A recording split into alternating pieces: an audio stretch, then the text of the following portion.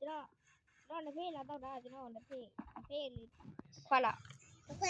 အေးနှစ်ဖေးတစ်ခွက်တော့မတော့ဘူးလားမတော့ဘူး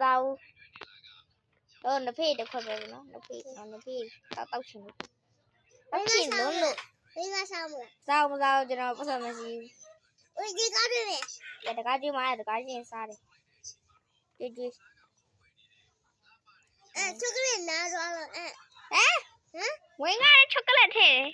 ဟုတ်လေဝင်းကလည်းချောကလက်ထည့်အော်အေးတော့နှစ်ဖေးတစ်ခွက်တော့နှစ်ဖေးကဘာထည့်မှာလဲနှစ်ဖေးရိုးမထည့်နဲ့တော့လုံးနဲ့ဘေးအဲ့ဒီချင်းနော်ပြီးပါတယ်ကျွန်တော်ကပတ်စံမပါတယ်လူလည်းမဟုတ်ပါဘူးလုပ်ပါပြေးစားမလားပြေးမသားဘူးအဲ့ဒါလူချမ်းမသားဘူးကျွန်တော်အေးကားတွေ့မယ်လေမကြွေးတယ်ဘိုက်သေးနေဒါလေးကထမင်းစားလာတာဘိုက်တင်းနေအဲ့ဒါဥနေစားမလားလက်ဥပဲစားမယ်မဟုတ်ဘူး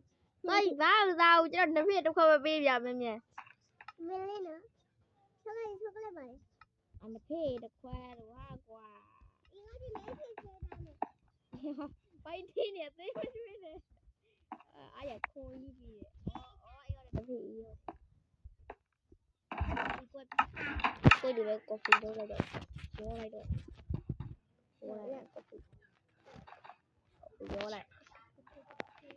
ဟာကြတောက်လိုက်မယ်နော်ဟာကိုကောင်းနေကိုရပတ်စံရှင်းမယ်ဒီမှာညငါgetတာမယ်ပပရတယ်ဟာလားโอเคကျွန်တော်ပတ်စံထုတ်လိုက်အောင်နော်ခဏလေးရာဒီပုတ်ဆိုတော့ကိုလို့ပြေးပြီအဲ့ဒီငါဒီကားဒီမှာပြေးအမှုတို့ဘိုင်အမှုတို့လို့